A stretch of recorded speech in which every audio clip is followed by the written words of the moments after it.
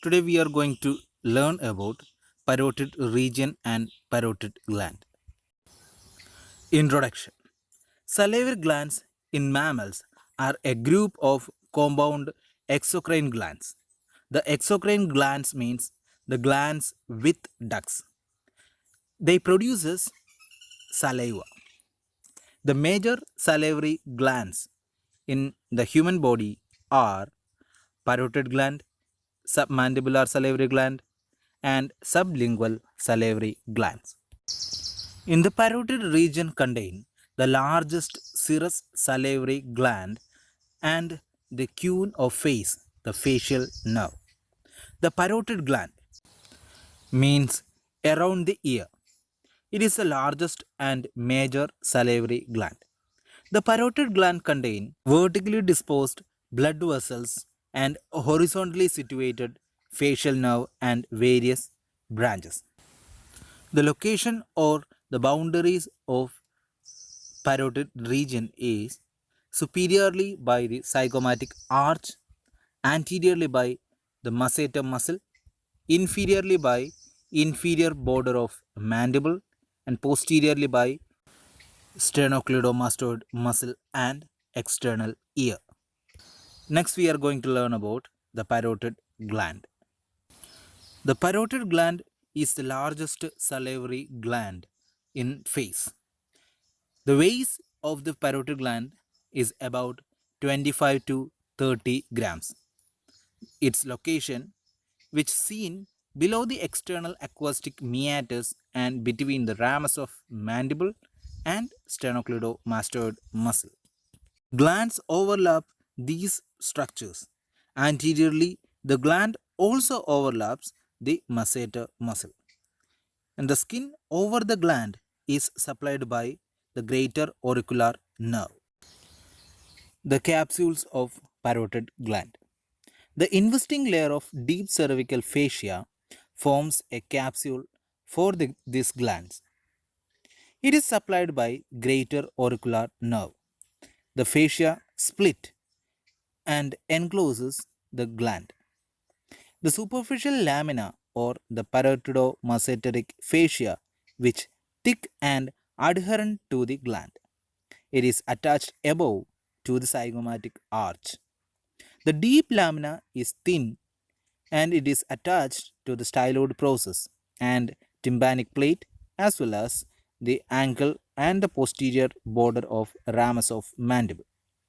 A portion of the deep lamina extending between the styloid process and the mandible, it is thickened to form the stylomandibular ligament, which separates the parotid gland from the submandibular salivary gland. The ligament is pierced by the external carotid artery.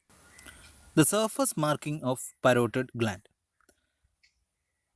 The parotid gland is marked by 4 points. First point, the upper border of head of mandible. The second one, just above the center of masseter muscle. Third point, postero-inferior to the angle of mandible. And fourth one, the anterior border of mastoid process. All 4 points joined by line, then identify the surface marking of parotid gland. Next, the external features of parotid gland. The parotid gland resembles a three-sided pyramid. The apex of the pyramid is directed downwards. The surfaces and borders of the parotid gland. The parotid gland has 4 surfaces. They are superior, superficial, andromedial, and posteromedial. And it has 3 borders. They are anterior, posterior, and medial border. Relations of parotid gland. The parts are apex, base are superior and superficial, and andromedial, and also the posteromedial surfaces. The apex of the parotid gland, which overlaps the posterior belly of digastric and adjoining part of carotid triangle. The structures emerges near the apex are the cervical branch of facial nerve and the two divisions, the anterior and posterior divisions of retromandibular vein. Relations of surfaces of the parotid gland. First, the base or superior surface. The superior surface or the base forms the upper end of the gland, which is small and concave, and it is related with the external acoustic meatus, superficial temporal vessels, auriculotemporal nerve, and the posterior surface of temporomandibular joint. Next, the superficial surface. The superficial surface is the largest of the four surfaces, which is covered with skin, superficial fascia, which contain the anterior branches of greater auricular nerve, the preauricular or superficial parotid lymph nodes, and the posterior fibers of platysma and rhizorius muscle. The parotid fascia, which is thick and adherent to the gland at this region, and a few deep parotid lymph nodes embedded in the gland. Next, the andromedial surface. The andromedial surface is grooved by the posterior border of ramus of mandible. It is related to the masseter muscle, the lateral surface of temporomandibular joint, the posterior border of ramus of mandible, and medial pterygoid muscle, and emerging branches of facial nerve. Next, the posteromedial surface.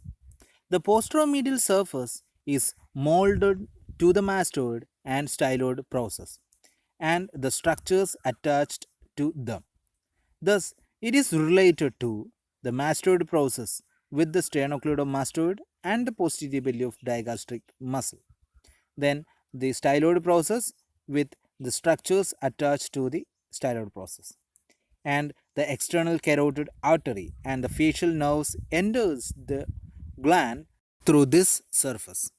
The internal carotid artery lies deep to the styloid process. Next, borders. The borders of parotid glands are the anterior border, posterior border, and medial border or medial edge. The anterior border.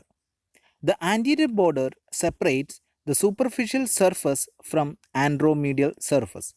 It extends from anterior part of superior surface to the apex. The following structures emerges at this border are the parotid duct, most of the terminal branches of facial nerve, transverse facial vessels. In addition, the accessory parotid gland lies on the parotid duct close to this border. Next, the posterior border. The posterior border separates the superficial surface from the posteromedial surface. It overlaps the sternocleidomastoid. The structures emerges from this border are the posterior auricular branch of facial nerve and the posterior auricular vessels. Next, the medial edge or pharyngeal border. The medial edge or pharyngeal border which separates the andromedial surface from the posteromedial surface. This border which is related with the lateral wall of pharynx. In this picture showing the horizontal section of parotid gland. In this we can see the anterior border, posterior border and medial edge and the superior surface, superficial surface, andromedial surface and posteromedial surface and its relations. Next we are going to learn about the structures within the parotid gland. The structures within the parotid gland are arteries, veins and nerves. First, the artery. The external carotid artery that enters through the posteromedial surface of the gland. Then within the gland, the external carotid artery gives the posterior auricular branch, and finally which divides into terminal branches are the maxillary and superficial temporal.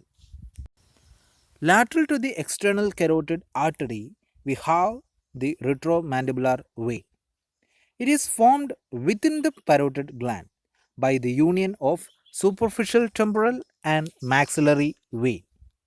In the lower part of the parotid gland, the vein divides into anterior and posterior division, which emerges close to the apex or the lower pole of the parotid gland. Lateral to the retromandibular vein, we have the facial nerve. The facial nerve is the nerve of second brachial arch. The facial nerve leaves the skull by passing through the stylomastoid foramen. In its extracranial course, the facial nerve crosses the lateral side of base of styloid process. Then the nerve enters the posteromedial surface of parotid gland and runs forwards through the gland, crossing the retromandibular vein and the external carotid artery. Behind the neck of mandible, it is divides into two branches. They are the temporofacial and cervicofacial branch respectively.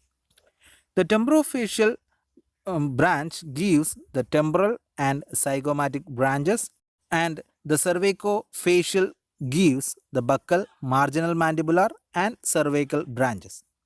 These five terminal branches emerges along the anterior border and apex of the parotid gland. Next, the blood supply of parotid gland. The parotid gland is supplied by external carotid artery and its branches that arises within the parotid gland. The venous blood drains into the external jugular vein and internal jugular veins. Next, the nerve supply of parotid gland. The parasympathetic nerves are secretomotor. They reaches the gland through the auriculotemporal nerve. The preganglionic fibers begins in the inferior salivatory nucleus and that passes through the glossopharyngeal nerve and its tympanic branches. Then it passes through the tympanic plexus and which reaches the lesser petrosal nerve, and finally which relays in the otic ganglion. The postganglionic fibers arises from the otic ganglion and that passes through the auriculotemporal nerve and reaches the gland and give parasympathetic innervation. The sympathetic nerves are the postganglionic, vasomotor and are derived from the plexus around middle meningeal artery. These fibers starts from lateral horn of thoracic first segment of spinal cord. These synapse in the superior cervical ganglion. The postganglionic fibers travels along the branches of external carotid, maxillary arteries and their branches. The sensory nerves to the gland come from the auriculotemporal nerve, but the parotid fascia is innervated by the sensory fibers of greater auricular nerve. Then the lymphatic drainage. The lymph drains first to the parotid node and from there to the upper deep cervical lymph nodes. The parotid lymph nodes lies partially in the superficial fascia and partially deep to the deep fascia over the parotid gland. They drains the temple, the side of scalp, the lateral surface of auricle, the external acoustic meatus, the middle ear, the parotid gland, the upper part of cheek, part of eyelids and orbit. The efferent ducts from these nodes passes through the upper group of deep cervical lymph nodes. Next we are going to learn about the parotid duct. The parotid duct is otherwise called as the Stenson's duct or ductus parotideus. It is a thick-walled structure and it have 5 centimeter long and 5 millimeter dia. The function of parotid duct is carry the saliva to the oral cavity. It formed by the union of small ducts from the gland. It emerges from middle of the anterior border of gland. It run forward and slightly downwards on the masseter muscle. The surface marking of parotid duct. Draw a line between the lower border of tragus to the mid-philtrum. The duct was present within 1.5 centimeter of middle half of a line drawn between the lower border of tragus to the cilium. Relations of parotid duct. Superiorly, the accessory parotid gland, upper buccal branch of facial nerve and transverse facial vessels. Inferiorly, the lower buccal branch of facial nerve present. At the anterior border of masseter muscle, the parotid duct turns medially and pierces the buccal part of fat, buccopharyngeal fascia and buccinator muscle obliquely. Because of the oblique course of parotid duct through the buccinator muscle, the inflation of the duct is prevented during blowing. The duct runs forwards for a short distance between the buccinator and the oral mucosa. Finally, the duct turns medially and opens into the vestibule of mouth, the gingivo-buccal vestibule, opposite the crown of the upper second molar tooth. The clinical anatomy of parotid gland. The congenital anomaly, aplasia or atrasia. It means any one or group of salivary gland may absent. Acquired diseases are infective category mumps, bacterial silanitis, autoimmune Sjogren's syndrome, inflammatory silanitis, neurological Fraze syndrome. The mumps is a viral disease of human species. It is caused by mumps virus, paramyxovirus. It is transmitted by direct contact, droplet spread, or contaminated objects. It produces painful swellings of the parotid gland. The bacterial parotiditis or bacterial silanitis. It can be acute, chronic, or recurrent, and it is caused by a gram-negative bacteria. It often occurs in the settings of dehydration and poor oral hygiene, particularly among elderly post-operative patients. The Sjogren's syndrome. It is a chronic inflammation of the salivary gland, may also be an autoimmune disease. This disease most commonly appears in people aged 40 to 60 years, but it may affect small children. The involved parotid gland is enlarged and tender at type. The cause of this disease is unknown. Silanitis. It is the inflammation of the salivary gland. It may be subdivided into acute, chronic, and recurrent form. It is caused by maintained poor oral hygiene. The Fraze syndrome, also known as gustatory sweatings or auriculotemporal nerve syndrome, commonly occurs after parotid surgery or trauma.